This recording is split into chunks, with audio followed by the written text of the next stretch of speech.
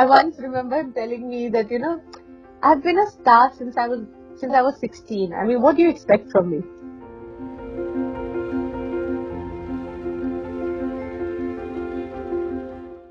Earliest memory of him is, when I was quite little, and I remember the film Bobby had become a big hit.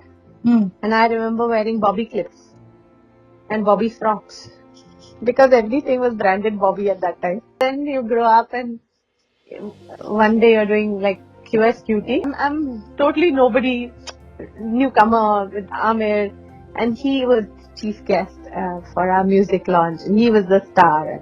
And standing next to him, we all our picture was taken. Then 2-3 years later is when we did a film time. I'm new. I'm just come into the industry and I'm going to work with the Rishi Kapoor. So I'm standing in front of Chintu ji and I'm trying to say my dialogues.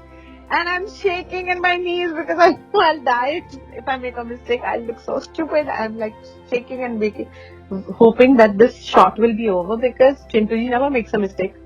And I am so scared at that moment. That feeling only a newcomer knows when you're standing in front of somebody you've seen on the big screen. And you've never imagined that you will be standing in front of them taking a shot. So, giving a shot, rather.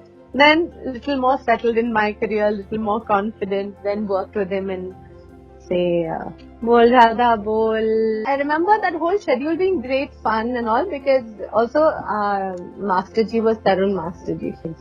And there was David Ji. So, it was a, fun film and all that stuff. And we were in Ooty. Ooty is lovely. Fun. I remember the sweetest thing that is not to do with Chintu ji, it's to do with Ranbir. Ranbir and Ridhima had come with Neetu ji. I think, because it was families that come. Because Ooty mein schedule jab hota tha, to families bhi aati thi saath mein. And then everybody stays at the Taj. Lovely little place, gardens, this, that. So in the morning or in the evening, I can't remember. We were outside and Ranbir and maybe Ridhima was there. But I remember little Ranbir coming up to me and I was outside and all and we were just hanging around somewhere and on the gardens and he says, so what did the cannibal eat after he had his teeth done? So I was like, what? So he said, the dentist. And I have rolled with laughter. And I found it very funny. And I remember this little joke. Since then, that Ranbir had told me this joke.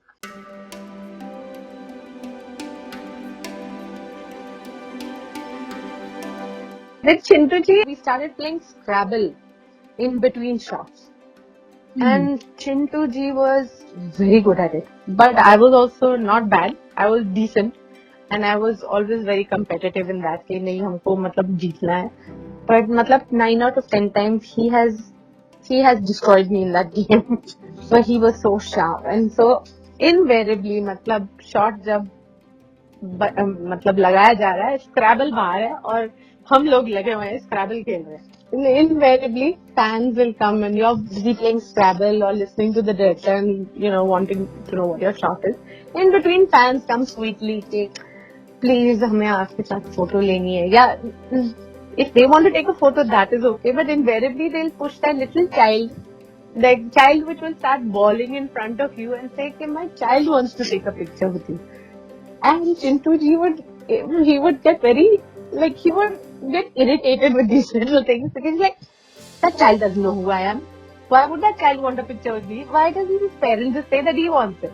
Chintu ji would then just break out very calmly into this string of words in English, all high-sounding, disjointed words. He would rapidly talk gibberish in high-sounding English words, a long sentence, and then say, "Samajh aaya?" And that by that time, this person who is standing in front, they would be like local people, simple people, they would be gobsmacked कि चिंटू जी ने क्या बोला and what did he say कि समझ आया. क्योंकि उनको कुछ समझ नहीं आया, ऊपर से वो फैन है तो वो तो और भी नर्वस हो गए. So they say नहीं कुछ नहीं, thank you, okay, and then they just disappear from there in 2 seconds. And Chintu ji would love it because he had been left alone. So, and I would be standing behind and just watching this whole thing happen and think, Chintu ji, what did you just do to them? And then some other unsuspecting person will come and the same thing will happen again. And by this time, I'm like rolling with laughter because I'm like, they don't know what he is doing to them. They just don't know and they're going to be like in trouble in 2 minutes. And Chintuji would do this again and again.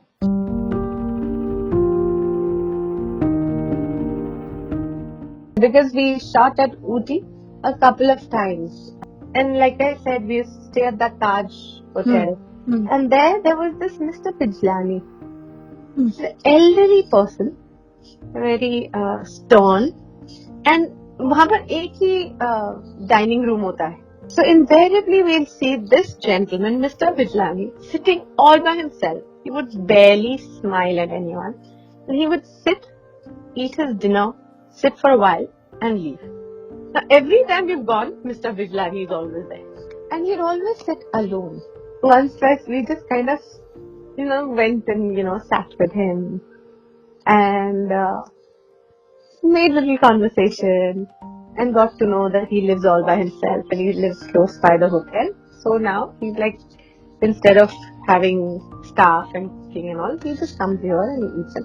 And he never talks to anybody and he barely knows who's Chintuji properly. I don't think he watches films, things like that. But Chintuji went out of his way to be nice to him. Like, make little friends, like lighten up somebody's evening kind of thing. And it was so sweet because Chintuji is not like, otherwise he won't do that.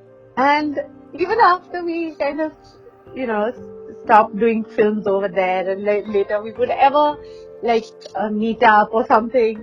And if I said, oh, I've been to Ooty and he'll say, so how's that Mr. Bijlani?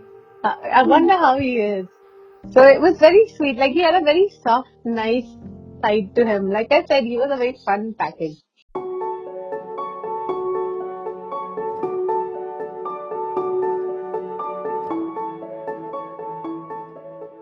I was so delighted that I was working with him, and it's such a cute film, such a sweet film. There are some observations at that time that I'm making, and I'm thinking, I should learn. As in on the set, I realized when he was giving his shots, they were just so effortless. They were just so charming. And I, as an artist, was beginning to get insecure, not insecure, but almost envious. That मेरे shots ऐसे नहीं आते. I know the effort I put into things and stuff like that. Look at this. And I'm just observing this quietly as an artist inside. And I would frequently go to the monitor just to see कि मेरा shot ठीक है कि नहीं. Because he never went to a monitor. And then he would scold me in front of everybody. He'd say, you insecure actor. Why do you go and see this monitor? Hitesh, why do you allow all this? The monitor is for the director. It was never for the actor. You're not supposed to go and see your performance. He is supposed to go and see it. This he's been doing for like 30 years that I've worked. It's been the same. So by now I'm like rolling with laughter because I find it very funny. And not only me, sometimes he'll scold the director. Something will happen. He'll be like this cute, grumpy, affectionate self. I think he only scolds people he likes. We were shooting in the car. So we have some 2-3 scenes in the film which are in the car. So we've done our rehearsals and, things like that. And it's just him and me sitting, And I remember, I'm just thinking that, I don't know how it came up, but it was like, he told me that for him, there's nothing like dialogues. Every line has an emotion and he just remembers that. He just associates it with the emotion. And then everything just flows for him. And I remember just thinking to myself, oh my God, all this time I've never looked at it that way. I've always looked at my lines like lines and then tried to learn them and then tried to emote them. Whereas he always does it the other way around. And I'm absorbing all this because I want to be as effortless as him. And then he told me the strangest thing to me. He was like, how do you people do advertisements? He's like, I cannot do an advertisement.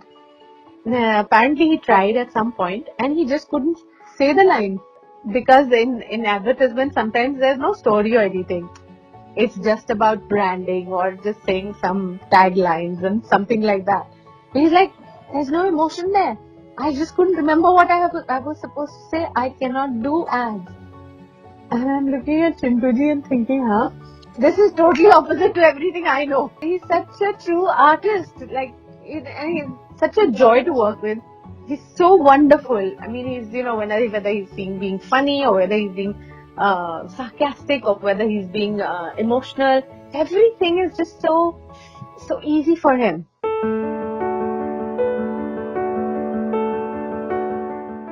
Because I had met him just about a few weeks before that. And then he had messaged back that I'm just going for one of my routine checks. Come there. And then I'd gone with Sanjay. Sanjay had been my manager for like 20 years. So I took Sanjay and I said, Chalo Sanjay, we are going to go and meet Chintuji over there. Sanjay and myself, Neetuji was there. And we were there for 3 hours.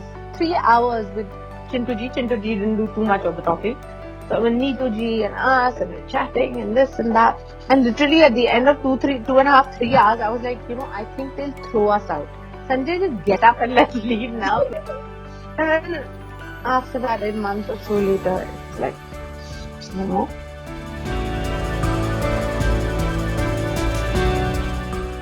I remember that day. It was during the lockdown. I was at home and I was just practicing some music, and then Jai just came into the room and he said, do you know that Chintuji's passed away? Like, I really was, I was so shocked, so saddened. Next 2-3 days I couldn't think straight. I think we all remember Chintuji very fondly, and I like to think that he is around. He's just